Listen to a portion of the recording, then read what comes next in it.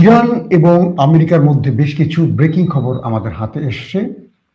America গত রাতে ইরানে ভয়াবহ আক্রমণের ছক এঁকেছিল এবং সেই হামলায় হঠাৎ করে আমেরিকা কেন পিছু হটল, এটা নিয়ে পুরো কি বলবো দখলদার দেশটি জুড়ে এখন টেনশন চলছে যে কেন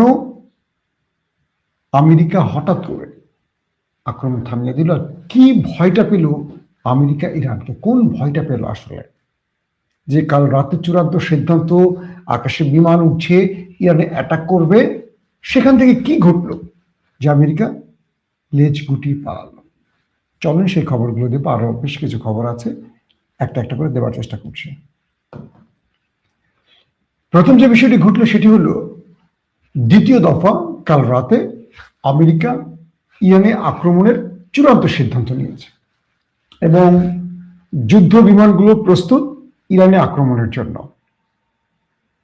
এবং দখলদার দেশটির জেনে গেছে যে ইরানে এই আক্রমণ করতে যাচ্ছে আমেরিকা, তাই ইরানে আক্রমণ হলে ইরানের প্রক্সি বাহিনী যাতে কোনো প্রকার নতুন টেনশন সৃষ্টি করতে না পারে, তাই ঠিক সেই সময়টিতে দখলদার দেশটি মানে ইসরায়েল হিজবুল্লাহর উপর ব্যাপক অ্যাটাক চালিয়েছে কালকে, এবং তাদের যে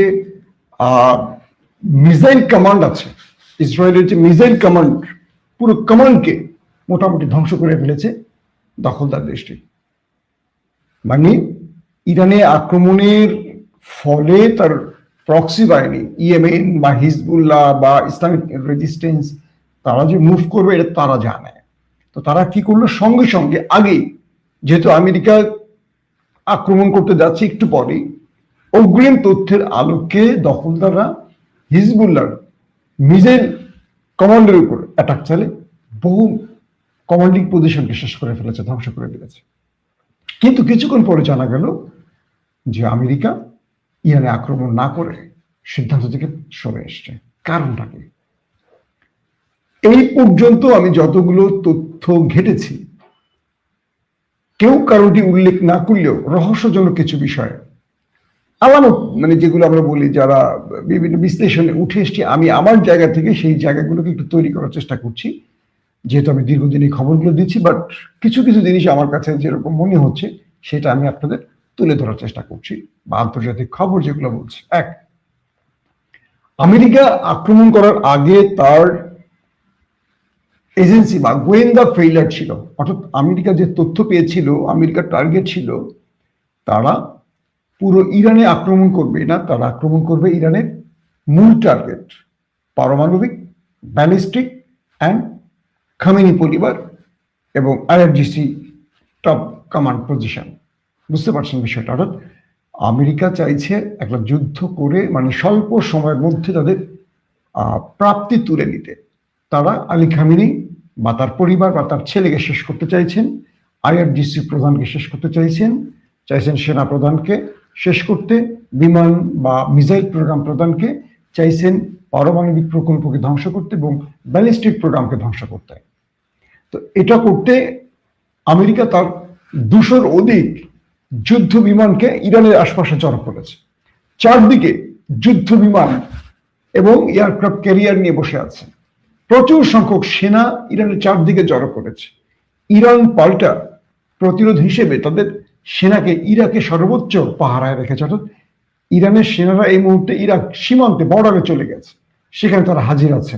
যে কোনোভাবে এখান থেকে আমেরিকা আক্রমণ করতে পারে সম্ভাব্য জায়গাটি তারা ধারণা করে এখানে তারা শক্ত ভূমিকা পালন করছে কে? ইরান।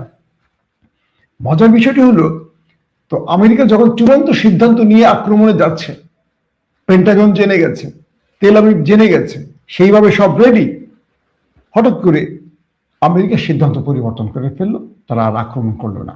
এরপরে যে অ্যাজাম্পশন গুলো আসছে, এক, যে আমেরিকা যে ডাটা পেয়েছিল সেই ডাটাটি পরক্ষণে হয়তো আমেরিকা ইরান জেনে গেছে, যে কারণে আমেরিকার আক্রমণের কিছু আগে ইরান তার লক্ষ্যকে পরিবর্তন করে ফেলেছে, নাম্বার ওয়ান।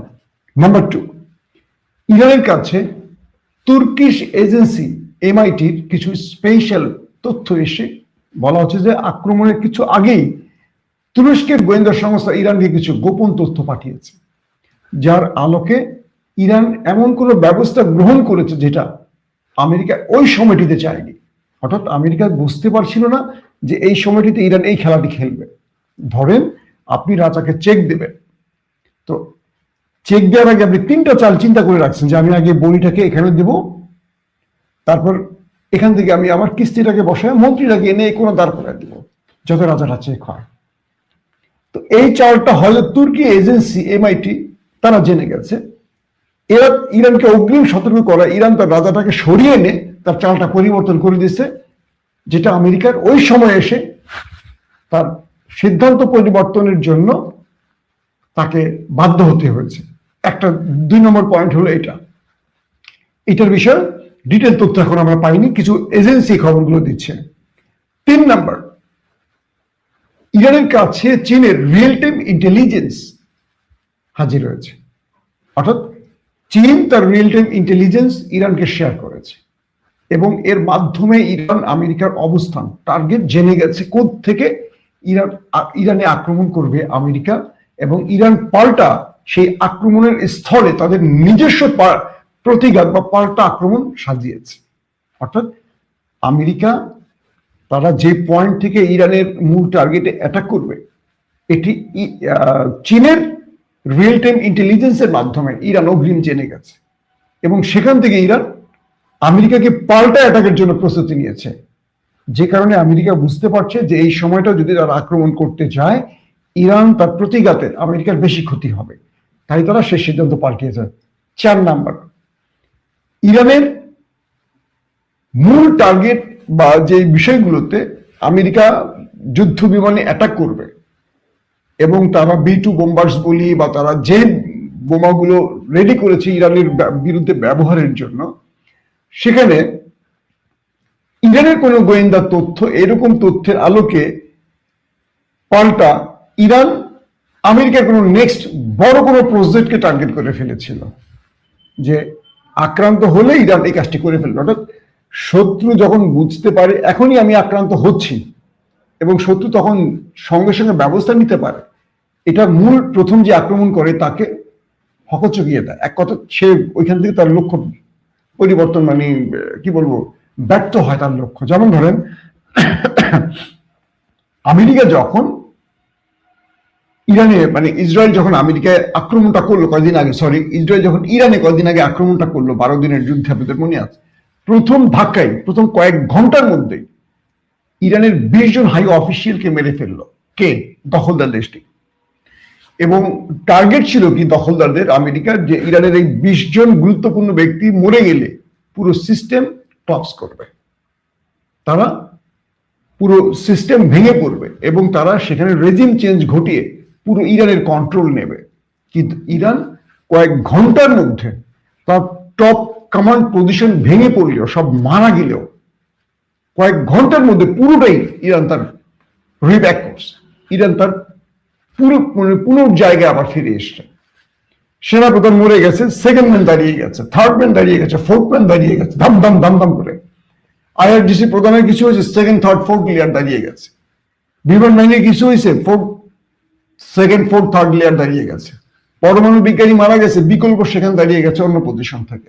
অর্থাৎ দখলদাররা ইরানে আক্রমণের পরপরই ইরান খুব দ্রুত সময়ের মধ্যে তারা আবার নিজেকে কন্ট্রোল করে, নিজে মানে সেভ করে তারা পাল্টা আঘাতে চলে গেছে এবং পাল্টা আঘাত এত ভয়াবহ ইরান করছে যে দখলদাররা বুঝে উঠতে পারেনি আসলে কি হবে। মোটামুটি নাস্তানুবোধ করে ছেড়ে দিয়েছে তেল আবিবকে ইরান।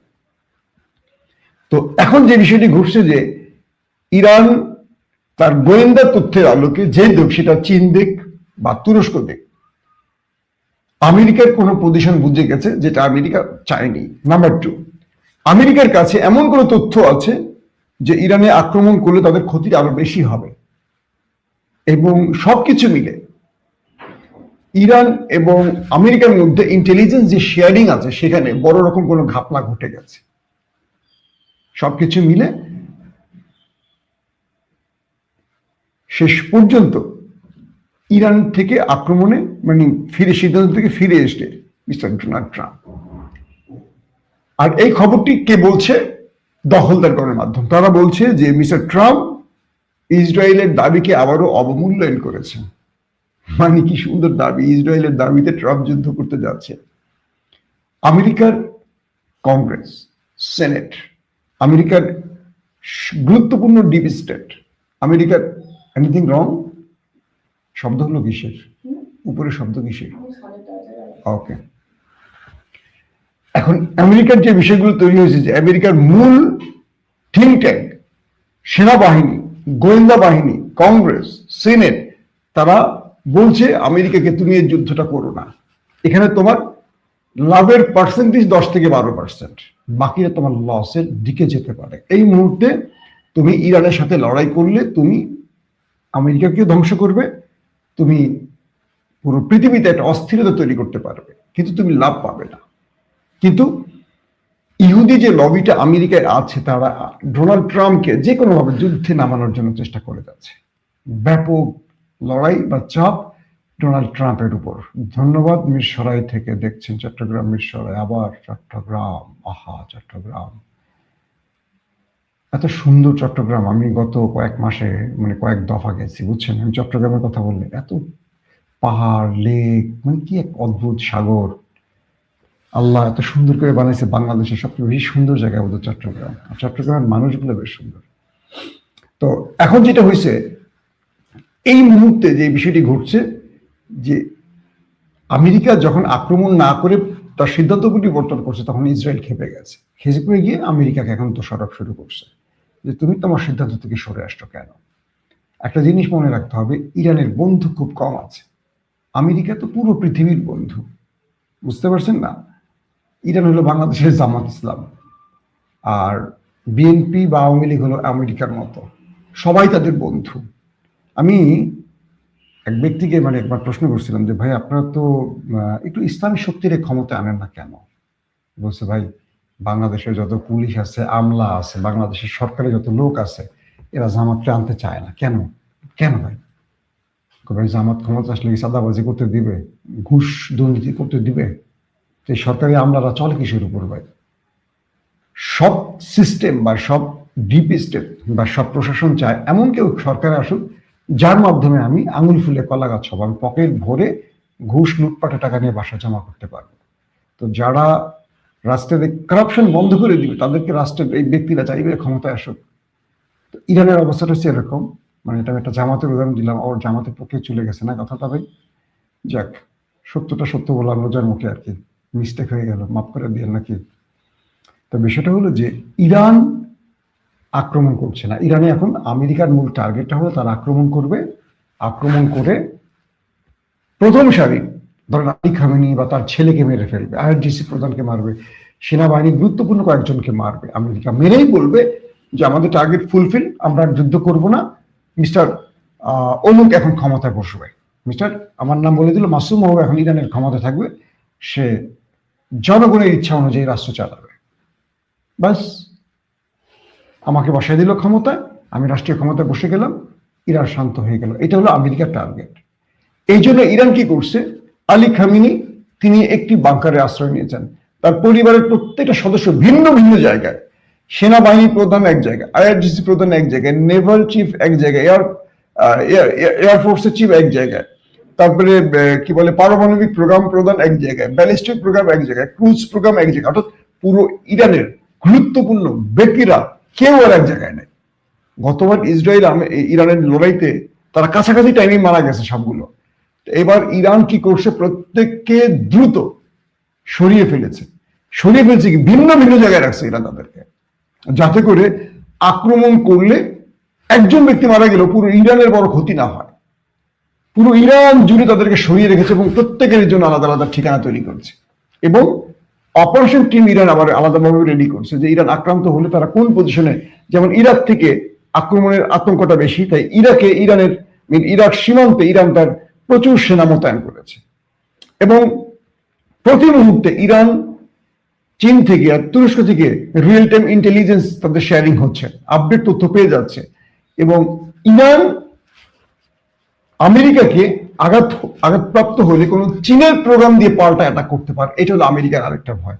চীন তার নতুন কোনো প্রোগ্রাম দিচ্ছে ইরানকে, ধারণা করা হচ্ছে, এগুলো কিন্তু আমি বলছি না, এগুলো বিভিন্ন গণমাধ্যম থেকে আসছে। তো হয়তোবা ইরান চীনের কোনো নিউ প্রোগ্রাম আমেরিকার বিরুদ্ধে ব্যবহার করতে পারে, এটাও আমেরিকার একটা টেনশন, কারণ চীন সামরিক ক্ষেত্রে অনেক দূর চলে গেছে, এটা অনেকে বোঝেও না। তো ইরান করে কি যুদ্ধ কেন্দ্র করে তার মিত্রদেরকে দিয়ে, যেমন পাকিস্তানকে দিয়ে ভারতের টেস্ট চালাইছে, পাকিস্তান চীনের প্রযুক্তি দিয়ে ধাম করে কয়েক ঘন্টার মধ্যে বিজয় পেয়ে গেছে ভারতের বিরুদ্ধে। মনে করা হচ্ছে যে এবার চীন ইরানকে দিয়ে আমেরিকার বিরুদ্ধে তাদের খেলাটা খেলতে চাচ্ছে। তো সবকিছু মিলে একটা কি বলবো, আমেরিকা বড় চাপের মধ্যে আছে, শেষ পর্যন্ত কি হচ্ছে দেখার অপেক্ষায়। তবে গতকালকের এই যুদ্ধটা থেমে যাওয়ায় আজকে আমরা হয়তো আপনাদেরকে কিছু ভালো খবর দিতে পারলাম। আমরা বিশ্বাস করি এই যুদ্ধটা যেন বন্ধ থাকে, এটা যেন না হয়। কিন্তু সমস্যা হলো এটা যে কোনো সময় কালকে হয়তো ব্রেকিং খবরটা আমরা দিতে বাধ্য হতাম। তো আমরা আশা করি এই রোজার মাস মুসলমানদের সবচেয়ে বড় কি বলবো পবিত্র মাস, সেই মাসে প্রতিবারই আমরা দেখি যে দখলদার আমেরিকা কোনো না কোনো দেশে আক্রমণ করে এই মাসটা আসলেই।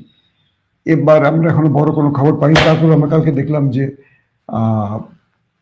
তারা হিজবুল্লাহর পুরো মিসাইল কমান্ড পজিশনকে শেষ করে ফেলছে, খুব দুঃখজনক ব্যাপার। এখন আমরা আশা করব যে যে কোনোভাবেই হোক এই যুদ্ধটা বন্ধ হোক। আমরা যুদ্ধ চাই না, আমরা শান্তির পক্ষে। এবং আমেরিকা তার বোধের জায়গা তৈরি করুক। আমেরিকার পুরো সিস্টেম যুদ্ধের বিরুদ্ধে দাঁড়িয়ে গেছে, কিন্তু আমেরিকার মধ্যে ইহুদি ডিপি স্টেট আমেরিকার ডোনাল্ড ট্রাম্পকে আবার যুদ্ধে নামাতে চাইছে। আমরা দেখি শেষ পর্যন্ত যুদ্ধটা আর সামনে যায় নাকি বন্ধ হয়। মাসুম ভাই, বিএনপির সঙ্গে আপনার সম্পর্ক বর্তমান তলানিতে গেছে নাকি? সম্পর্ক আমার আসলে তলানিতে আর ঊর্ধ্বগতির বলে কোনো বিষয় না। আমি তো আসলে ধান্দাবাজির লোক না। মানুষ সম্পর্ক উন্নয়ন করে ধান্দাবাজির জন্য, তাই তো? না জামাত থেকে ধান্দাবাজি করবো, না